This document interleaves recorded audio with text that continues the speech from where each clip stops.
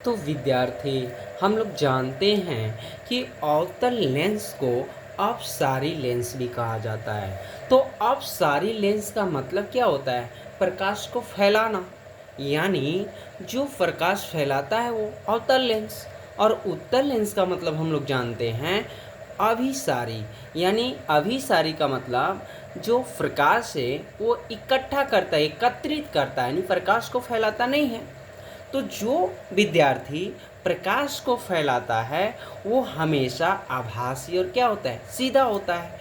तो अवतल लेंस का मतलब होता है अपसारी लेंस। ठीक है, तो चलिए हम लोग अवतल लेंस द्वारा रखी गई वस्तु की जो घटनाएं होगी केवल 2 होगी और उत्तल लेंस की वैल्यू कितनी होगी, 6 है। ठीक है, तो ये चीज़ ध्यान रखना है। देखिए, पहला है लेंस तथा अनंत के बीच, यानी लेंस रहेगा और अनंत के बीच कहीं भी वस्तु रखिए, आपका जो प्रतिबिंब बनेगा लेंस तथा फोकस के बीच बनेगा। ठीक है, दूसरा है अनंत पर अगर कोई वस्तु हम लोग रखते हैं तो उसका जो प्रतिबिंब बनने वाला जो है फोकस पर ही बनेगा। ठीक है, तो यहाँ पर ये ध्यान रखना है विद्यार्थी कि सबसे पहले आप कॉन्सेप्ट को समझें। कॉन्सेप्ट यदि समझ में आ गया तो समझो किरण आरेख बहुत इजी हो जाएगा। ठीक है, तो चलिए हम लोग इसे हल करते हैं। तो सबसे पहले हम लोग को अवतल लेंस पता होना चाहिए। तो देखिए, अवतल लेंस जो बनाने की फिगर वैल्यू है बहुत इजी है विद्यार्थी, पहले कॉन्सेप्ट को समझें। यानी बीच की अपेक्षा किनारे, दोनों ओर की किनारे की वैल्यू जो होती है मोटा होती है। ठीक है, तो ये चीज़ ध्यान रखना है। तो ऐसे आपको बना लेना है।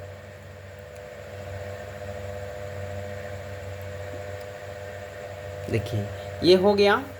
यानी बीच की अपेक्षा दोनों किनारे की वैल्यू क्या होती है, मोटा होती है, वो अवतल लेंस है। ठीक है, चलिए इसके मुख्य अक्ष कर लेते हैं।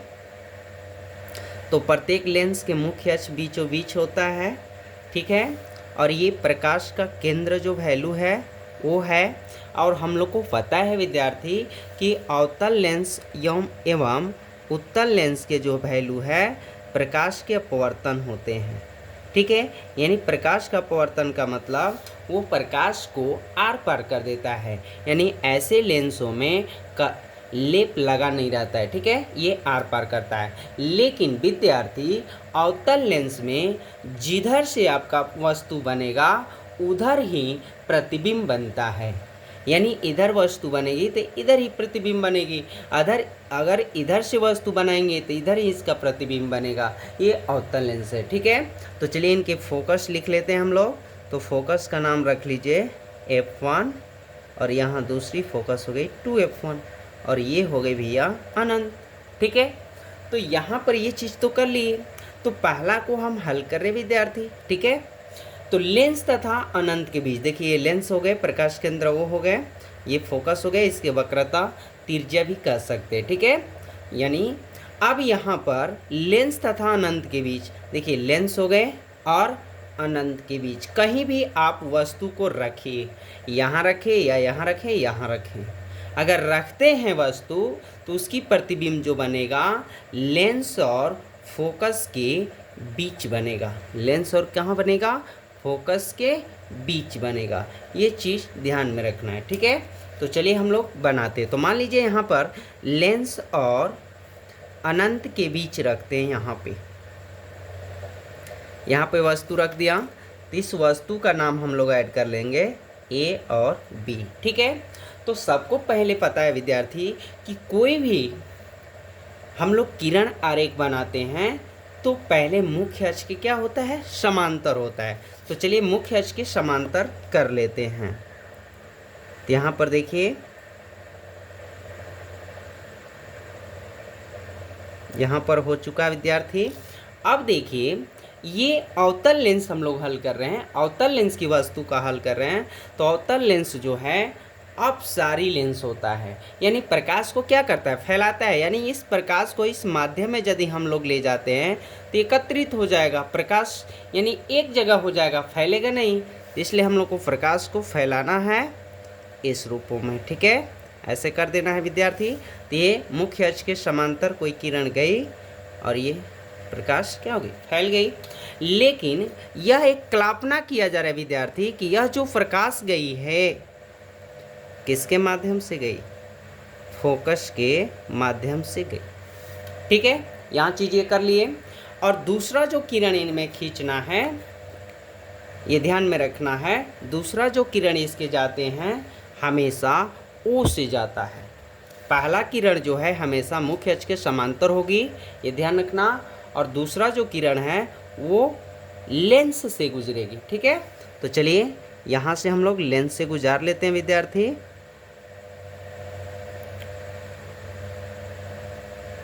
और सीधा निकल जाती है। दूसरा किरण जब भी ओ से जाएगी तो स्वयं सीधा ओ से निकल जाएगी। ठीक है, तो यहाँ पर देखिए क्रॉस कर रहा है, तो यहीं आपका प्रतिबिंब बन गया।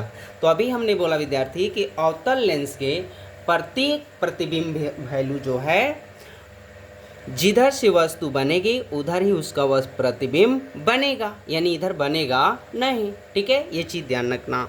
तो यहाँ पे हम लोग नाम लिख लेंगे विद्यार्थी, ए और बी लिखा गया है, तो यहाँ पे ए डैश और बी डैश। ठीक है, तो अब इसको हिंदी में हम लोग लिख लेंगे विद्यार्थी। हल में लिखेंगे लेंस तथा अनंत के बीच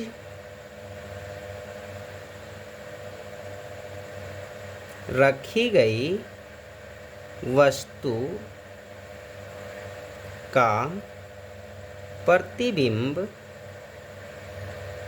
की स्थिति लेंस तथा फोकस के बीच बनेगा, जिसके प्रतिबिंब की प्रकृति जो होगी विद्यार्थी, क्या होगी आभासी एवं सीधा होगी तथा आकार छोटा होगा। क्योंकि देखिए यहाँ पे कोई भी वस्तु यहाँ पे कितना भी बड़ा या छोटा रखिए, इसके वस्तु के जो है प्रतिबिंब की वैल्यू वो हमेशा छोटा होगा। ठीक है, तो ये हम लोग पहला स्टेप सीख लिए, लेंस तथा अनंत के बीच। ठीक है, चलिए अब हम लोग दूसरा क्वेश्चन समझ लेते हैं विद्यार्थी। ठीक है, तो देखिए यहाँ पर दूसरा क्वेश्चन जो है, अब जो है वैल्यू अनंत पर रखना है। ठीक है, तो चलिए हम लोग इस क्वेश्चन को हल कर लेते हैं।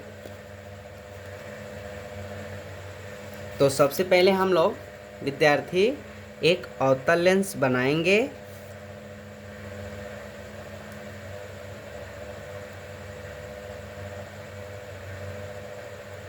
ठीक है, यहाँ पर देखिए बन गया। मुख्य अक्ष प्रत्येक लेंस के बीचों बीच करना है, और यहाँ प्रकाश जो केंद्र है लेंस का वो मान लिए। ठीक है, यह सतह दे देना है, यानी ये जो है लेप नहीं चढ़ा गया इस लेंस में, आर पार होगा। ठीक है, ये ध्यान रखना। और यहाँ फोकस का नाम, और ये जो है प्रतिबिंब फोकस होगी, बराबर बराबर आपको स्केल से दे लेना है। और ये वैल्यू जो है अनंत हो गई। ठीक है, तो अनंत पर, यानी अनंत का मतलब कहाँ इसका है वस्तु कोई ठीक नहीं है। अनंत पर कोई वस्तु रख रहा है तो इसका कोई लिमिट नहीं है। तो पहला किरण हम लोग को पता है कि मुख्य अक्ष के क्या खींचना है, समांतर। ठीक है, खींच लिए। और ये अवतल लेंस जो है प्रकाश को क्या करता है, फैलाता है। और ये जो प्रकाश गे है किससे कल्पना किया जा रहा है, फोकस से। थोड़ा सा यहाँ बारीक कर लेना है। जब भी कल्पना किया जाएगा तो ये डॉट डॉट लाइन आपको देना है, ये चीज़ ध्यान रखना है। ठीक है, अब देखिए, अब इसकी कोई वस्तु का पता ही नहीं कहाँ से है, अनंत से है, तो फिर इसकी दूसरा जो किरण है कैसे हम लोग ओ से गुजारेंगे, ये नामुमकिन है। इसलिए इनके लिए क्या करना है कि एक वस्तु और अनंत से हम लोग लेंगे। ठीक है, और जस्ट मुख्य अक्ष के क्या करेंगे, समांतर करेंगे और फिर ये प्रकाश क्या कर जाएगा, फैला देगा। ठीक है, तो यहाँ पर ऐसे हम लोग दे लेंगे विद्यार्थी, और ये जो है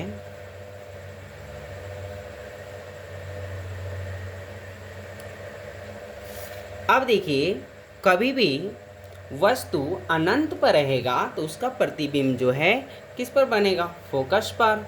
तो हम लोग लिखेंगे विद्यार्थी, जब कोई वस्तु अनंत पर रहे तो प्रतिबिंब की स्थिति F1 पर होगी। जो प्रतिबिंब की प्रकृति जो होगी हमेशा अवतल का आभासी एवं सीधा होगी तथा इसका आकार क्या होगा, बहुत छोटा होगा, बहुत क्या होगा, छोटा। देखिए, कोई भी वस्तु यहाँ मान लीजिए कहीं से रखिएगा तो इसकी प्रतिबिंब की जो वैल्यू आकार है बहुत छोटा होगा। ठीक है, तो ये बना चुके विद्यार्थी, और एक बार इसे पुनः देखना आपको निश्चित समझ में आ जाएगा।